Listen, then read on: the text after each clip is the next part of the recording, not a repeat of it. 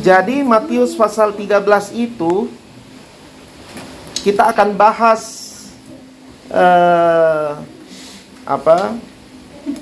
kita akan bahas satu tanah hati. Dari satu tanah hati ini kemudian saya akan pergi kepada apa yang kita mau bahas tentang pengertian.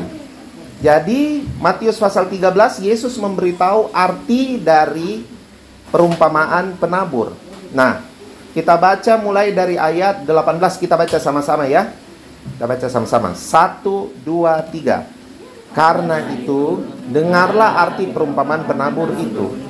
Kepada setiap orang yang mendengarkan firman tentang kerajaan sorga, tetapi tidak mengertinya, datanglah si jahat dan merampas yang ditaburkan dalam hati orang itu.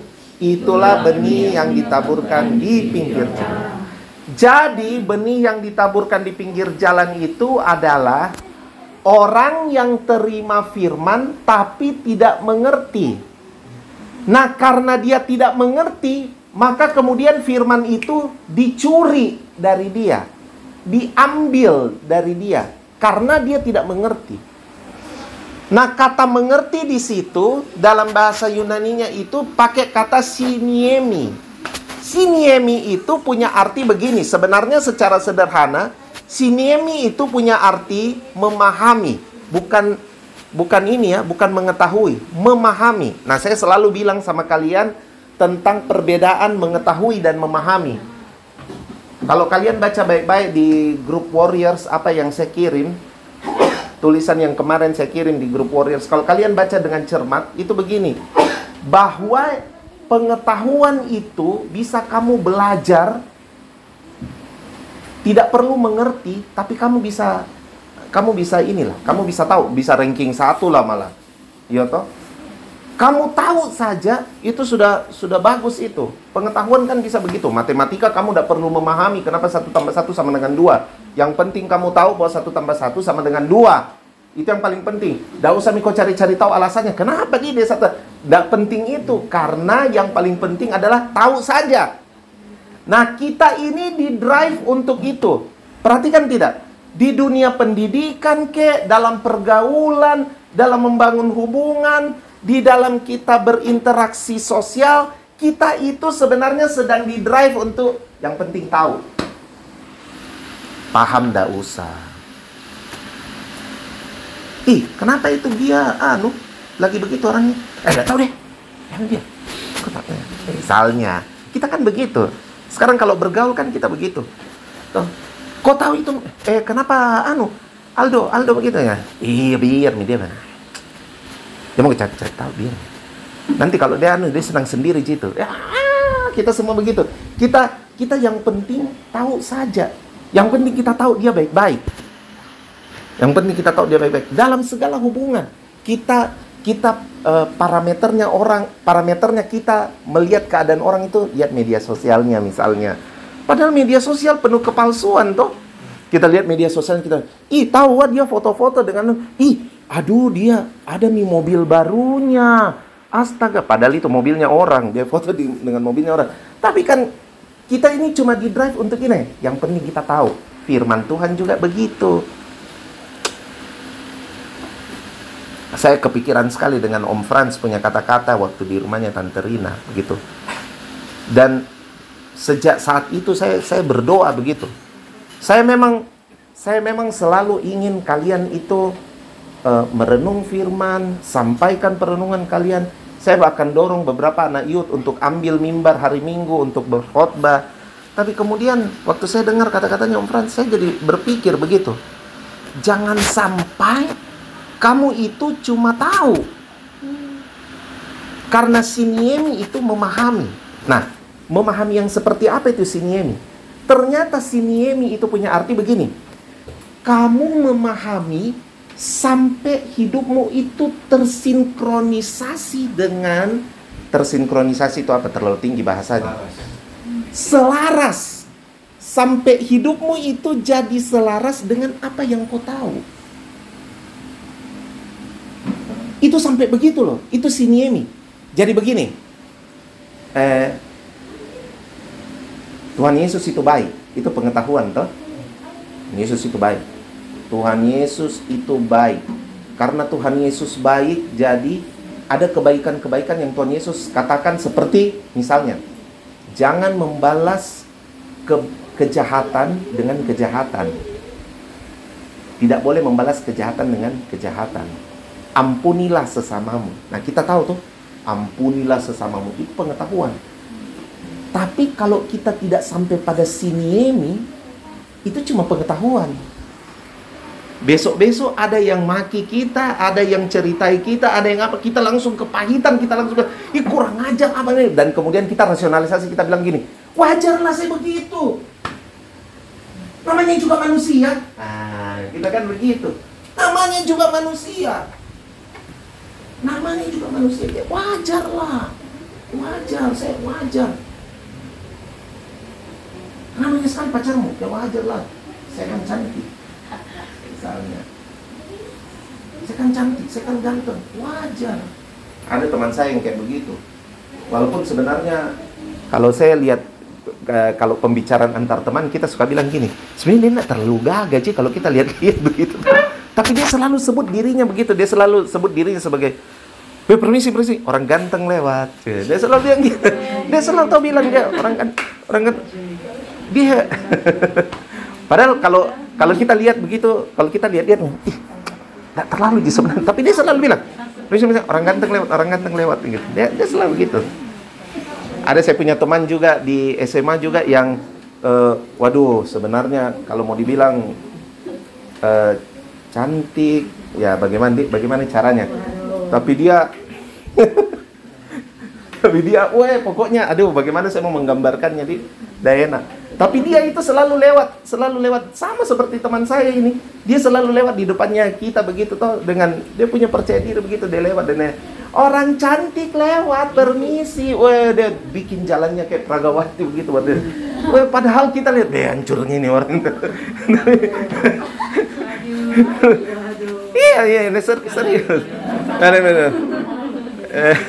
Sampai ada temanku yang bilang begini, waktu dia lewat lagi tuh begitu tuh, dia lewat lagi orang cantik lewat, cek diri saya kok orang cantik, pokoknya begitu. Tapi dia tidak marah, dia cuma kata iri kota, maksudnya dia begitu, ya orangnya bagus lah, penuh percaya diri walaupun kurang introspeksi diri. Tidak tahu. Nah, pengertian itu, yang kau tahu itu, kau jadi selaras dengan yang kau tahu. Jadi waktu dibilang gini, Yesus mengajarkan ampunilah sesamamu. Itu ampuni itu bukan cuma jadi pengetahuan, tapi ampuni itu langsung kau jadi selaras. Kau jadi kayaknya kalau kau tidak mengampuni, saya enggak standar Yesus ini. Ada yang kurang dalam hidup saya. Kalau tiba-tiba ada orang cerca kau, terus kau mau membalas begitu, kau kayak langsung bilang, tidak, ampuni tahu, ampuni, tidak bisa kayak begitu. Tuhan Yesus bilang, kuasailah dirimu. Petrus bilang, kuasailah dirimu dan jadilah tenang. Kuasailah dirimu dan jadilah tenang. Kita dikasih lihat gambar-gambar porno. Kalau kita sudah lihat gambar-gambar porno, kita tidak menguasai diri toh. Kita sudah tidak menguasai diri, tidak jadi tenang, tidak bisa berdoa. Tapi kan kita begini, wajar mi kak, wajar mi om, kita punya hormon kan lagi begini, memang ini kan pekerjaan hormon, bukan. Kita harus tahu bahwa selaras. Waktu saya ngomong begini, kalian akan berpikir begini. Dede, tidak mungkinlah kita seselaras itu. Manusia punya kemampuan menyelaraskan diri loh. Contoh ini jorok ya, ini jorok. Terus terang ini jorok, tapi lebih bagus langsung dikasih contoh begini. Waktu kau mau pup, waktu kau rasa ini sensasinya toh, kau mau pup, kau tahu otakmu langsung ini perasaan ini langsung transfer di otak langsung. Saya harus pup, toh? Begitu itu tertransfer di otak, ini rasa di sini, tertransfer di sini, dari sini dengan sepersekian detik dia mengedarkan ke seluruh tubuh untuk memberitahu alarm, alarm, orang ini mau pup, orang ini mau pup, dan langsung kita rasa di sini. Kau merasa itu ujung-ujung pantatmu miki-miki, kau sudah mulai, langsung muncullah kepanikan, cari kamar mandi atau apa. Tapi kok jadi selaras toh dengan pengetahuanmu toh? Bayangkan itu hitungannya sepersekian detik. Kok langsung jadi selaras begitu ya? Saya harus cari kamar mandi. Tidak ada lagi. Biar lagi ada orang, biar lagi mungkin kalau cowok-cowok ada cewek cantik lagi sini maka dulu tante. Tidak ada. Saya mau cari kamar mandi. Cari kamar mandi dan langsung. Cepatnya itu. Manusia punya kemampuan menyelaraskan diri luar biasa. Masa firman Tuhan tidak bisa? Masa firman Tuhan tidak bisa? Harusnya bisa. Coba lihat bagaimana kita menyelaraskan diri dengan kejahatan. Saya selalu dengar ceritanya kalian. Begitu mudahnya itu kita selaras untuk maki orang. Mudah begitu ya. Sedangkan untuk bicara mengampuni orang kita kayak, dede, tidak tahan, saya tidak suka. Tapi kalau maki orang itu kita tidak perlu pertimbangan loh. Tidak ada orang di sini untuk maki orang, dia harus telepon, Faith, mau kak maki orang, bagaimana menurut pendapat? Tidak ada. Tidak ada kan? Tidak ada orang minta pertimbangan karena mau maki orang. Tidak ada loh. Tidak ada. Tapi coba kalau perbuatan baik, pasti telepon. Saya sebenarnya mau sekali ampuni, tapi saya tidak bisa. Bagaimana menurut kau? Bayangkan kau itu, untuk perbuatan baik butuh curhat dulu. Butuh curhat dulu. Mau kak mengampuni tapi susah kak. Mau kak mengampuni tapi susah kak sis. Mau kak mengampuni tapi susah kak bro. Bayangkan kau itu, untuk yang baik. Kau pacaran dan pacaranmu itu toksik karena kau dikendalikan sama pacarmu, dikendalikan macam-macam. Pokoknya kalau kau sayang sama saya, kau harus lakukan ini dulu. Kau jadi bucin. Wah, budak cincing. Kebetulan ceweknya namanya cincing toh. Wah, pokoknya jadi anulah. Kau harus menuruti begitu. Itu untuk yang begitu, kau tidak minta pertimbangan loh. Oh, cincin kan? Ini direkam loh. Dan akan beredar di YouTube. Coba bayangkan begitu, untuk hal begitu, kau tidak minta pertimbangan.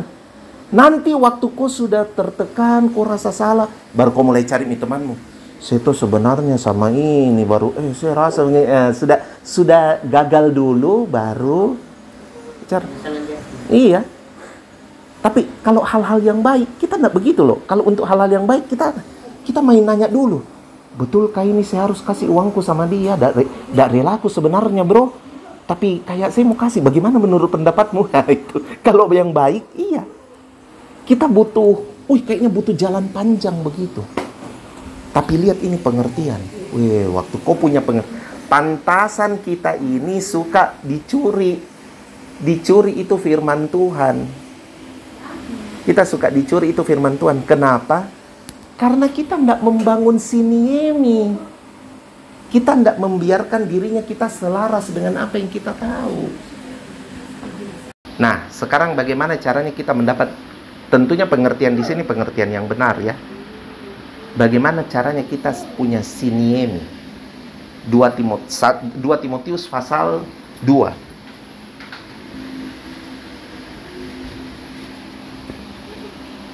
Timotius pasal 2. Bottom line-nya itu adalah ayat 3. Mari kita baca ayat 3 dengan suara keras. 2 Timotius 2, mulai baca ayat 3. Suara keras. 1, 2, 3. Ikutlah menderita sebagai seorang prajurit baik dan berpikir. Ternyata membangun pengertian yang benar itu Tunggu dulu, kamu pasti tidak mengerti kenapa bottom line-nya itu. Saya kasih bottom line yang kedua. Bottom line yang kedua itu ayat 7. Ayat 7. Coba baca ayat 7. Tuhan akan memberi padamu pengertian dalam segala sesuatu. Jadi dua ini bottom line-nya. Yang pertama adalah kamu harus membangun apa? Kamu harus sadar dulu bahwa kamu itu prajurit. Halo? Prajurit. Tidak kebetulan kamu punya nama itu Warriors. Bukan karena saya suka Golden State Warriors, tapi karena itu nama Warriors itu tercetus tiba-tiba begitu. Jadi waktu mulai ini kakak-kakak di Todopuli, tiba-tiba saya lagi memikirkan untuk kasih salam begitu. Dan tiba-tiba saya spontan saja bilang begitu. Nanti kalau saya bilang Warriors, kalian bilang yes I am. Terus Tante Luna dengar, langsung Tante Luna bilang, menarik tawa itu, bagus itu, Warriors. Padahal saya itu sebenarnya cuma ngasal-ngasal. Jadi saya cuma, Warriors, kalian jawab, yes I am. Mereka mini jawab, yes I am. Itu awalnya. Tapi lama-lama saya pikir begini, kenapa kamu namanya Warriors? Nah, ternyata kalau kamu mau membangun pengertian dengan benar, tunggu dulu. Jaga sikap dulu baik-baik. Jaga pikiran dulu baik-baik. Karena pengertian yang benar dibangun dari mengetahui identitasmu dulu. Dan identitasmu itu adalah, kamu adalah warrior of Christ. Kamu adalah prajurit Kristus. Dan prajurit itu, dia sudah tahu bahwa penderitaan itu adalah hal yang biasa buat prajurit.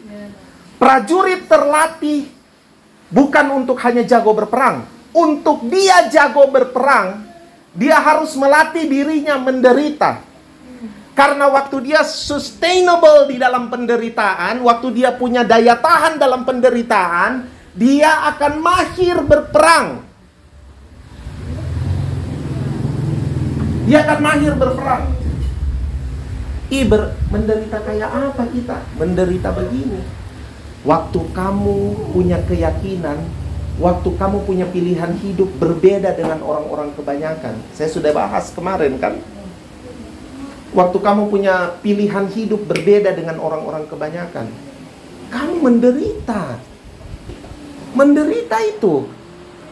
Orang lain dari umur-umur kalian sudah pacaran ganti-ganti 10 kali, 15 kali. Dengan entengnya di umur yang belum sampai 15 tahun bisa berkata bahwa saya sudah 20 kali nih pacaran. Gitu toh. Dan semua orang yang mendengar itu terkagum-kagum dan weh, gambarana ini bro kan. Hebat mentung kok kau. Orang senang begitu.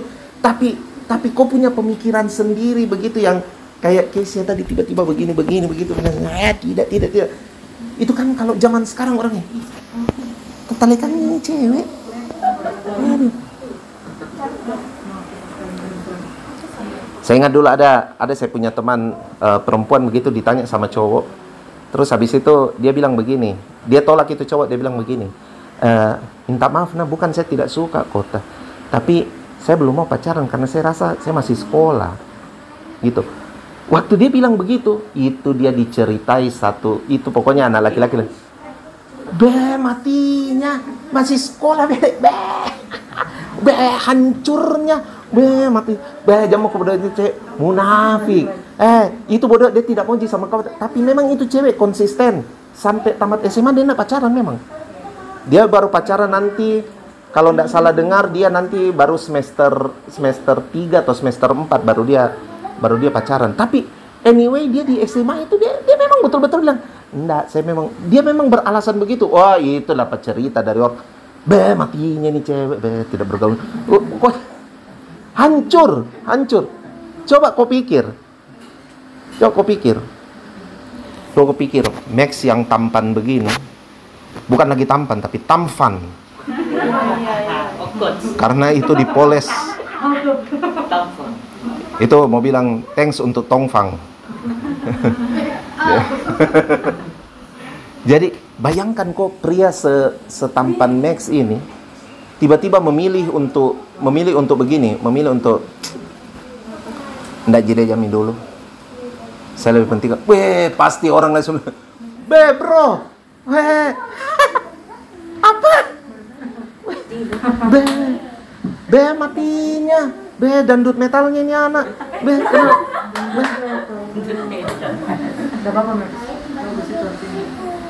Tapi kan jarang tuh pria-pria setampan ini begitu. Jarang, bukan berarti tidak ada. Bukan berarti tidak ada. Iya.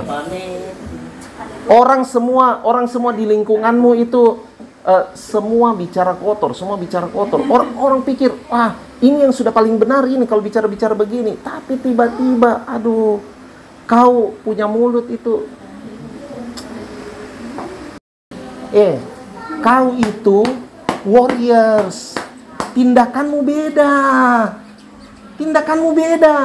Menjadi beda itu memang menderita. Tapi kau, upahmu itu luar biasa. Halo, kau jadi orang yang berbeda. Kau akan jadi orang yang dikenal berbeda dan luar biasa. Bukan berbeda tapi tidak luar biasa. Berbeda dan luar biasa. Nah, langsung Paulus bilang begini. 2 Timotius 2 tadi. Ikutlah menderita sebagai seorang prajurit yang baik dari Kristus Yesus. Kamu harus tahu kamu prajurit. Nah, kalau prajurit ikut menderita. Ikut. Yesus itu menderita. Ikut. Tidak apa-apa itu dijauhi, menderita, tidak ada teman, mungkin juga dianggap aneh. Tidak apa-apa. Ikut. Ingat, warriors ikutnya siapa? Bukan ikut IG. Bukan ikut ini, ikut Yesus. Ikut Yesus, baru dia bilang ini. Nah, di sini prinsip-prinsip dikasih tahu. Ayat 4. Seorang prajurit yang sedang berjuang tidak memusingkan dirinya dengan soal-soal penghidupannya, supaya dengan demikian ia berkenan kepada komandannya. Kalau kamu prajurit, kamu tidak pusing dengan penghidupanmu. Orang-orang tua, kalau kamu jadi pengikut Kristus, kamu jadi warriors of Christ, kamu sebenarnya sudah tidak usah lagi berputar-putar dengan masalah. Tidak ada uangku, minyak goreng habis. Besok makan apa? Tidak bisa makan kalau tidak ada minyak goreng. Jadi selama ini kau makan minyak goreng, kan? Bukan itu yang tapi kan kita selalu membangun narasi-narasi yang salah begitu. Padahal Yesus bilang begini, Paulus kasih tahu bahwa prajurit yang sedang berjuang ini prinsip tidak memusingkan dirinya dengan soal-soal penghidupannya. Jadi soal-soal penghidupan itu tidak menjadi prioritas pertama dalam kehidupan. Dengar ini baik. Soal-soal penghidupan itu memang prioritas, tapi bukan prioritas utama. Sebab Yesus bilang prajurit yang baik tidak memusingkan soal-soal penghidupannya.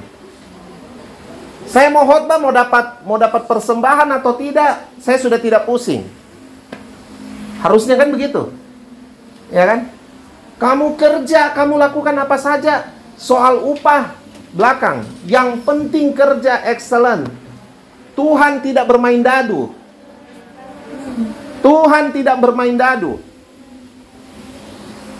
Jangan pikir soal penghidupan sebagai prioritas awal. Memikirkan penting. Pentinglah mikir soal penghidupan. Tapi itu harus tidak boleh. Prajurit tidak boleh sementara berperang. Bayangkan kau nih, kau sementara berperang, terus kau pikir begini, aduh istriku tidak ada berasnya di rumah, aduh anakku uang sekolahnya belum ada. Jangan kau berperang kalau begitu. Gimana caranya kau mau berperang baru? Ayo serbu, aduh tidak ada minyak goreng. Gimana caranya serbu baru? Kau pikir begitu? Tidak bisa. Oke, itu prinsip pertama. Soal penghidupan itu berarti apa? Yang kau butuh. Anak-anak sekarang butuhnya apa? Anak-anak itu kebanyakan kayak, apalagi umur-umur remaja kayak kalian itu.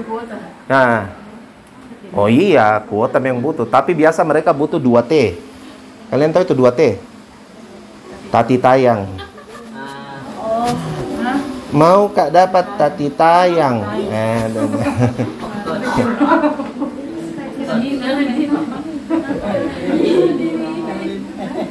Kenapa kau ketawa begitu, nak? Oke. Prinsip yang kedua, ayat 5. Tadi dia bilang prajurit, kemudian dia pergi ke analogi ini. Seorang olahragawan hanya dapat memperoleh mahkota sebagai juara apabila ia bertanding menurut peraturan-peraturan olahraga. Prinsip kedua, tahu aturan. Stick pada aturan. Stick pada aturan. Kalau dibilang jangan mencuri, jangan mencuri. Jangan mengambil kemuliaan Tuhan, jangan mengambil. Jangan sombong, jangan sombong. Jangan berbohong, jangan berbohong. Jangan memberontak, jangan memberontak. Jangan lawan orang tua, jangan. Stick pada aturan. Hidup kudus, jangan berzina. Jangan lihat gambar-gambar porno, jangan lihat situs-situs porno. Stick pada aturan. Kamu tidak bakal jadi juara kalau kamu tidak stick pada aturan. Halo? Stick pada aturan. Orang kan mengenal Rivaldo sebagai kamu yang pasti juaranya, ya. Rivaldo juara bukan karena sekedar dia kuasai itu pertandingan, tapi karena dia tahu aturan-aturan. Perhatikan itu baik-baik. Biar kau jago, tapi kalau kau tidak tahu aturan, jago sekali itu petinju ya. Dia jago, pukulannya keras. Tapi dia gigit telinganya orang. Tidak tahu aturan. Ya toh? Loh, itu kejadian nyata loh. Cari di Google, Mike Tyson. Mike Tyson bertanding melawan Evander Holyfield. Dia frustrasi, dia tidak bisa kasih jatuh ini Evander Holyfield. Dia gigit telinganya. Terus diadakan pertandingan ulang. Mike Tyson gigit lagi telinganya Evander Holyfield untuk kedua kali. Bayangkan, Mike Tyson itu dikenal sebagai Raja KO. Di akhir karirnya dia dikenal sebagai penggigit telinga. 2 kali. Kalau 2 kali itu berarti apa? Kalau 1 kali mungkin kebetulan, 2 kali doyan. Itu. Yang ketiga, prinsip ketiga, petani. Wah, dia pakai petani. Kalau bicara petani ini bicara ketelitian, bicara kesabaran, ya. Bicara kerja keras. Petani. Seorang petani yang bekerja keras haruslah yang pertama menikmati hasil usahanya. Prinsip ketiga apa? Kerja keras. Kerja keras. Warriors untuk membangun siniemi, untuk membangun pengertian, untuk membuat kamu selaras dengan apa yang kamu tahu, kamu harus bekerja keras. Kamu harus bekerja keras untuk apa? Bekerja keras untuk melatih dirimu selaras dengan pengetahuan firman yang kamu tahu. Kerja keras. Karena Alkitab bilang begini, kalau kamu kerja keras, kamu yang pertama kali menikmati hasil usahamu. Jadi waktu kau kerja keras untuk menjadi orang yang bisa mengampuni orang lain, maka hasil usahamu itu yang pertama kali nikmati apa? Kamu yang nikmati. Kalau kau jaga dirimu untuk tidak cemarkan mulutmu dengan bicara-bicara kotor, kau disiplinkan dirimu, siapa yang menikmati hasilnya pertama? Kamu yang nikmati hasilnya.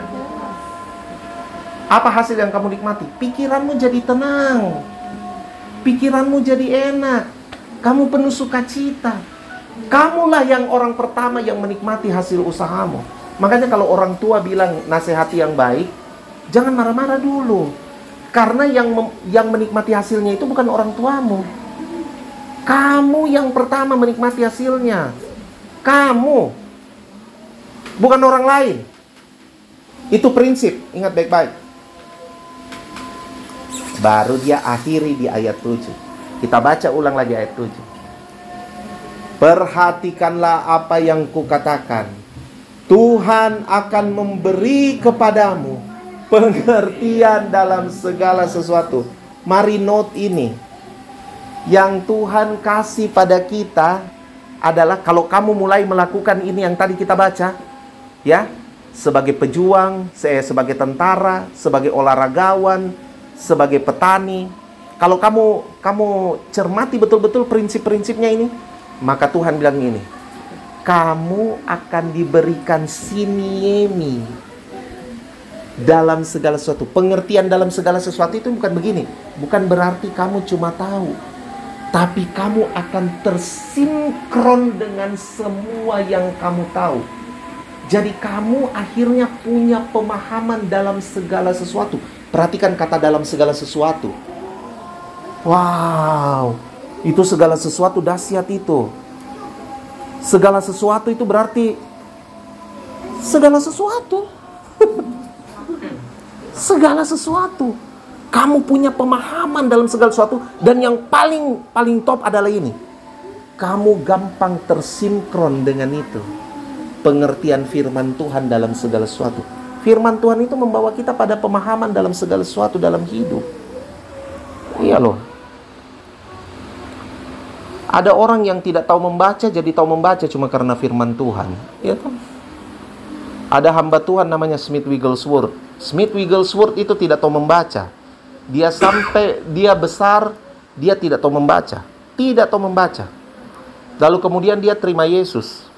Dia terima Yesus, kemudian dia dibaptis Roh Kudus. Waktu dia dibaptis Roh Kudus, dia bisa membaca Alkitab. Sampai dia meninggal, dia hanya bisa baca Alkitab. Dia tidak bisa baca koran, baca buku yang lain, tidak bisa. Hanya Alkitab yang dia bisa baca. Masih bilang itu mustahil. Ada hamba Tuhan di pulau Haruku kalau tidak salah. Marganya Lesnusa. Saya lupa namanya siapa. Orang ini tidak tahu membaca, buta huruf. Dia terima Yesus karena ada misionaris Belanda datang. Kemudian misionaris ini yang ajar firman Tuhan dan sekaligus ajar membaca.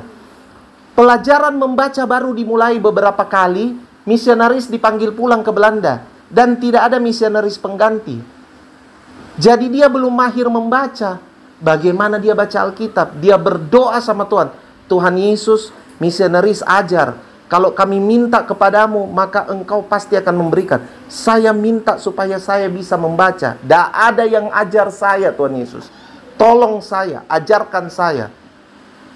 Dia bisa membaca. Dia bisa membaca. Tidak ada yang ajar dia. Tuhan Yesus yang ajar dia. Nah, mungkin kalian juga begitu, toh kalian juga begitu. Iya deh, saya malas kak belajar matematika. Dia saya mau bilang sama Tuhan Yesus, Tuhan Yesus, ajarkan aku matematika. Tolonglah aku. Nanti Tuhan Yesus juga balas dari sorga. Tuhan Yesus bilang gini, begini nah, ada ngasih itu buku-buku mau apa? Baca kok. Gitu. Tapi ini kan pendeta ini tidak ada, kasihan yang ajar. Tidak ada. Dia bilang, saya mau minta ajar sama siapa? Di sekelilingku semua orang tidak tahu membaca. Bagaimana saya mau orang buta menuntun orang buta? Jadi saya, tolong Tuhan, saya mau membaca. Tuhan Yesus kasih. Dia bisa membaca. Contoh ketiga, almarhum Ko Samuel Saputra yang memberkati orang tuamu waktu menikah. Kosem tidak tahu bahasa Inggris. Tidak tahu bahasa Inggris. Dia punya mama rohani itu Chris Timor, orang Amerika. Jadi satu kali dia tidak ada penterjemah datang. Tiba-tiba, wah, siapa yang menerjemahkan? Chris Timor doakan dia. Urapan untuk bisa mengerti bahasa Inggris dalam nama Yesus. Maju dia di panggung, dia menerjemahkan Chris Timor. Sampai dia meninggal tahun lalu, itu permanen loh. Dia pintar bahasa Inggris. Mau tahu itu Kosem? Dak sarjana. Dak sarjana itu saya mau bilang begini, bukan tamatan SMA my friend. Kosem itu ndak tamat SD atau cuma tamatan SD. Cuma iya, cita-cita jadi dukun. Ya. Tapi dia bisa bahasa Inggris dan itu permanen. Dia tidak ada yang ngajar dia, tidak ada. Nah, yang saya mau bilang sama saudara itu begini. Tidak mustahil kan Tuhan memberi pengertian dalam segala sesuatu. Tidak mustahil toh. Tidak mustahil Aldo diberikan pengertian dalam segala sesuatu toh.